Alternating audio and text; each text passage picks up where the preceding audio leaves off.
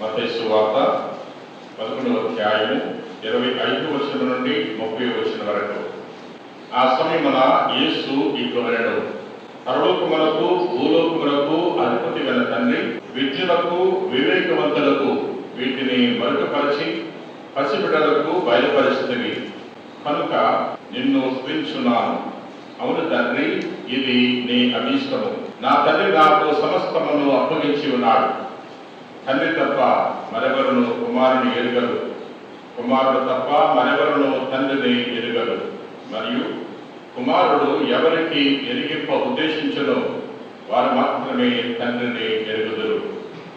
వారమచే అలసి ఉన్న సమస్త జనులారా నా యొద్దకు రండు, మీకు విశ్రాంతి నొసగెదను. నా కాడిని మీరెత్తుకొనుడు. సాధుశీలుడననియు వినమ్ర హృదయుడననియు మీరు నా నుండి నేర్చుకొనుడు. అప్పుడు మీరు మీ ఆత్మలందు విశ్రాంతి పొందుతారు. ఎనగనా నా కాడి సులువైనది, నా బరువు తేలికైనది. ఇది క్రీస్తు విశేషము. ప్రభువునందు ప్రియ సహోదరి సహోదరులారా, ఈరోజు తిరుపతి మహోత్సవాన్ని కొనియాడుతున్నాం. దయ, ప్రేమ, జాలి కలిగి జీవించే వారిని హృదయం కలిగిన వ్యక్తులుగా మనం పరిగణిస్తూ ఉంటాం.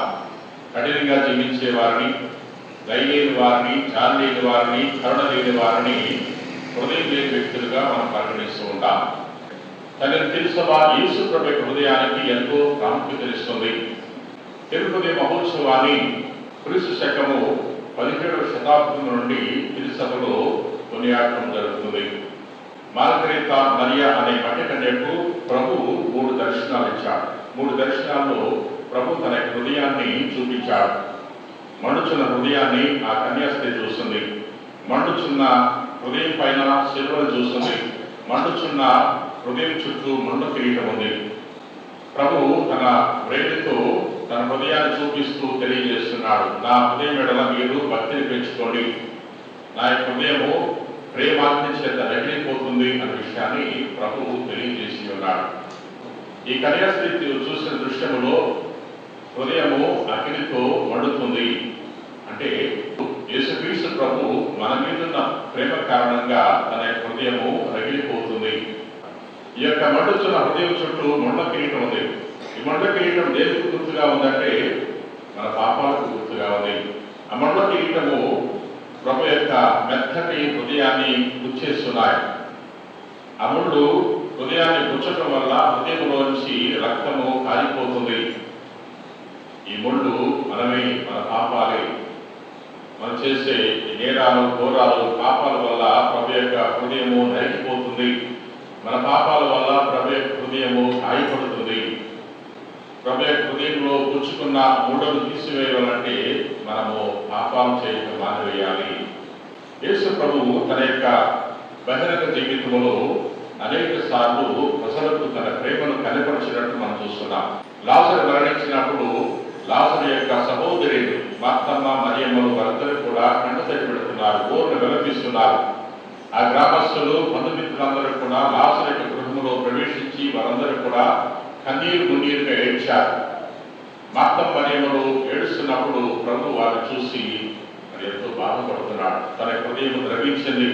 లాజరు సమాధి చేసిన స్థలానికి వచ్చి ప్రభు కంటతడి పెడుతున్నాడు. ప్రియ మిత్రులారా, కాపరు లేని గొర్రెలు లేకున్నా ఆ ప్రజలను చూసి ఆ కరుణామైన కడుపు తరుక్కుని పోయాను అని మనం చదువుకుంటున్నాం.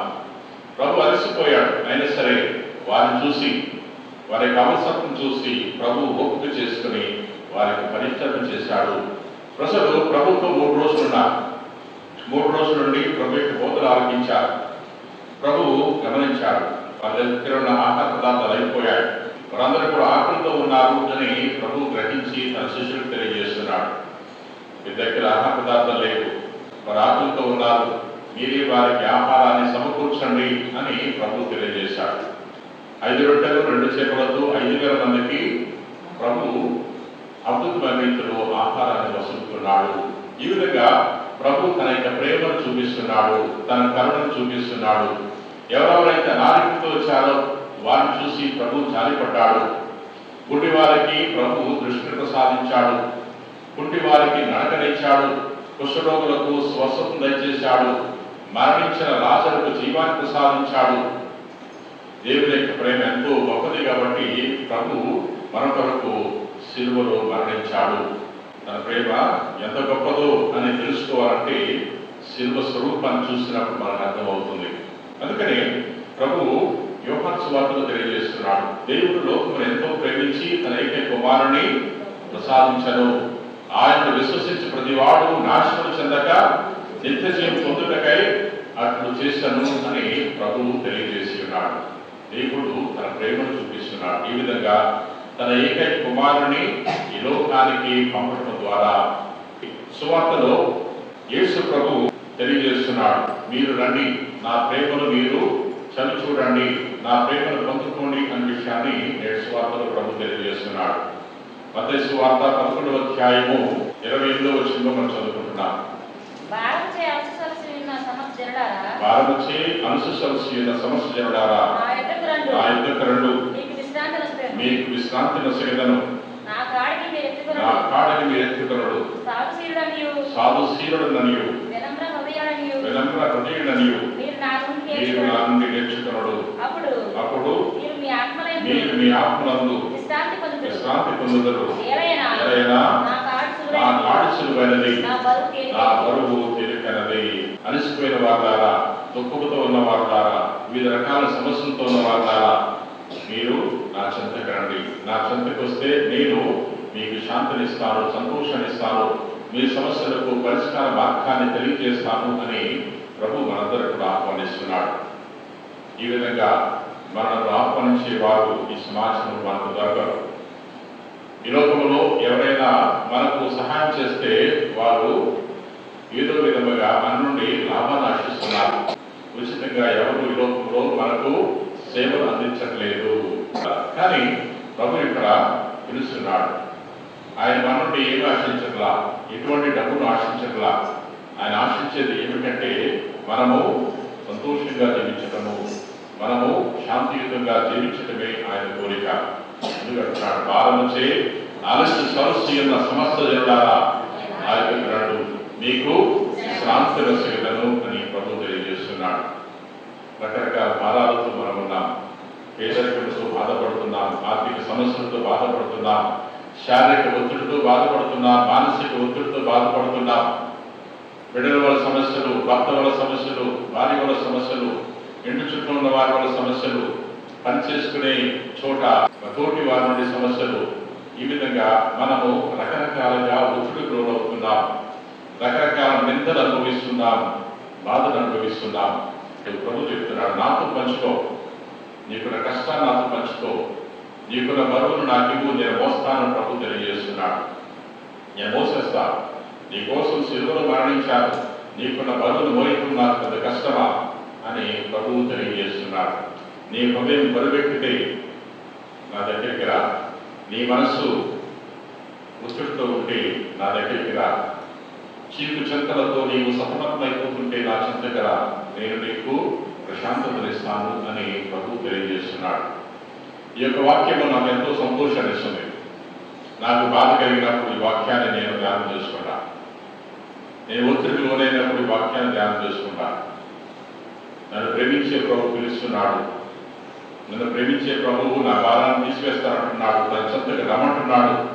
అందుకంటే నాకు ఇంకేం కావాలి అని నేను ఎంతగానో సంతోషిస్తాను. ప్రియా మిత్రులారా, praise the lord, praise the lord, praise the lord, praise the lord. తర్వాత ప్రభు తెలియజేస్తున్నాడు, ఏమంటున్నాడు, మీరు నా నుండి నేర్చుకోండి. ఇతరులు నేర్చుకుంటూ ఉంటాం, మన ఇరుగు పొరుగు వారిని నేర్చుకుంటూ ఉంటాం, పెద్దవారిని నేర్చుకుంటాం, బిడ్డలు తల్లిదండ్రులు నేర్చుకుంటారు, పాఠశాల నుండి మన బిడ్డలు నేర్చుకుంటారు, కాలేజీలో చదివే బిడ్డలు వారి యొక్క లెక్చరర్స్ నుండి పాఠాలు నేర్చుకుంటారు, సెల్ ఫోన్ నుండి కొన్ని విషయాలు నేర్చుకుంటాం, మరి పేపర్ చదివి కొన్ని విషయాలు నేర్చుకుంటాం. వీటన్నిటికంటే ప్రభు చెప్తున్నాడు, నా నుండి నేర్చుకోండి. మీరు ఎలా బతకాలో నేను నేర్పిస్తా, నీవు ఎలా చదువుకోవాలో నేర్పిస్తా, నువ్వు ఎలా మాట్లాడడం నేర్పిస్తా, నీ బిడ్డలను ఎలా కని పెంచి పెద్ద చేయాలో నేర్పిస్తా, నువ్వు ఉద్యోగం ఎలా చేయాలో నేర్పిస్తా, నీకు వ్యవసాయం ఎలా చేయాలో నేర్పిస్తా, నీవు సంతోషంగా ఎలా ఉండాలో నీకు నేర్పిస్తా అని ప్రభు మనందరినీ కూడా తెలియజేస్తున్నాడు. ఆయన మహాజ్ఞాని. మన సంతోషమే ఆయన యొక్క ధ్యేయము, మన ఆనందమే ఆయన యొక్క ధ్యేయము, మన యొక్క శాంతి ఆయన యొక్క లక్ష్యము. ప్రభు మనం ఉద్దేశించి తెలియజేస్తున్నాడు. అందుచేత ఆ ప్రభు నుండి నేర్చుకోవడానికి ప్రయత్నం చేద్దాం. ప్రభు ఏం నేర్చుకోమంటున్నాడు? 2 విషయాలు నేర్చుకోమంటున్నాడు నడుచువార్తలో. నేను సాధుశీలుడననియు వినమ్ర హృదయుడనియు మీరు నా నుండి నేర్చుకోండి, అప్పుడు మీ ఆత్మలందు మీకు విశ్రాంతి కలుగును అంటున్నాడు. మీకు విశ్రాంతి రావాలంటే, మీకు సంతోషం రావాలంటే మీరు ఈ లక్షణాలు నేర్చుకోవాలి అనే విషయాన్ని ప్రభు తెలియజేస్తున్నాడు. సాధుశీలుడు, సాధువు వలె మీరు మారండి అంటున్నాడు. సాధువు ఎప్పుడు కూడా నిలకడగా ఉంటాడు, నిశ్చింతగా ఉంటాడు, నెమ్మరంగా ఉంటాడు, ఉండి కొండలాగా ఉంటాడు. ఎప్పుడు కూడా ఆవేశపడ్డు, తొందరపడ్డు, ఆలోచించి మాట్లాడుకుంటాడు, ఎప్పుడు కోపపడ్డు. ఈ సాధువు ఇతరులు తిట్టడు, కొట్టడు, మోసం చేయడు, ఎప్పుడు నిబద్ధతతో ఉంటాడు, ఎప్పుడు కూడా అందరినీ ప్రేమిస్తూ ఉంటాడు. అటువంటి లక్షణాన్ని కలిగి జీవించండి అని తెలియజేస్తున్నాడు. ఈ సాధువు సంతోషం వచ్చినప్పుడు పొంగిపోడు, దుఃఖం వచ్చినప్పుడు కృంగిపోడు, విజయం వచ్చినప్పుడు పొంగిపోవటము, అపజయం వచ్చినప్పుడు కృంగిపోవటము తన యొక్క విధానము కాదు. ఎప్పుడు కూడా నిలకడగా ఉంటాడు. ఇది ఎప్పుడు సాధ్యమవుతుంది అంటే ప్రభుత్వం ఉన్నప్పుడు, ప్రభువులను నేర్చుకున్నప్పుడు మాత్రమే ఇది సాధ్యమవుతుంది. తర్వాత ప్రభు చెప్తున్నాడు, నా నుండి వినమ్ర హృదయాన్ని నేర్చుకోండి. యేసు ప్రభు ఎప్పుడు కూడా వినయంతో జీవించాడు, తండ్రికి విధేయుగా జీవించాడు, ఎప్పుడు కూడా తండ్రిని వ్యతిరేకించలేదు. యేసు ప్రభు ఎప్పుడు కూడా గర్వంతో జీవించలేదు. యేసు ప్రభు ఎప్పుడు కూడా గొప్పలు చెప్పుకోలేదు. తండ్రికి భక్తుడే జీవించాడు, తండ్రి చిత్తానికి తలవంచాడు. ఎక్కడ వరకు తలవంచాడు? సిలువలో మరణించే వరకు యేసుక్రీస్తు ప్రభు తండ్రికి విధేయుడై వినమ్రుడుగా జీవించాడు. ప్రియ సహోదరి సహోదరు, విధేయత, వినమ్రత ఉంటే మనకు ఎటువంటి అశాంతి దరిచేరదు. గర్వంతో ఉన్నప్పుడు, అహంకారంతో ఉన్నప్పుడు అన్ని కష్టాలే. ఎవరైతే గర్వంతో మాట్లాడతారో అటువంటి వారికి కష్టాలు వస్తూ ఉంటాయి. వెరవికి మాట్లాడుతూ ఉంటారో అటువంటి వారికి శత్రువులు తయారవుతారు. ప్రియామిత్రుడా, కాబట్టి మన జీవితంలో ఈ 2 లక్షణాలను నేర్చుకోవడానికి ప్రయత్నం చేద్దాం. సాధు స్వభావం కలిగి ఉండటము, వినమ్రతను కలిగి ఉండటము నేర్చుకుందాం. దానికి కావలసిన అపరాధ దయచేయమని ఆ ప్రభువును వేడుకుందాం. పిత, పుత్ర, పవిత్రాత్మ నామమున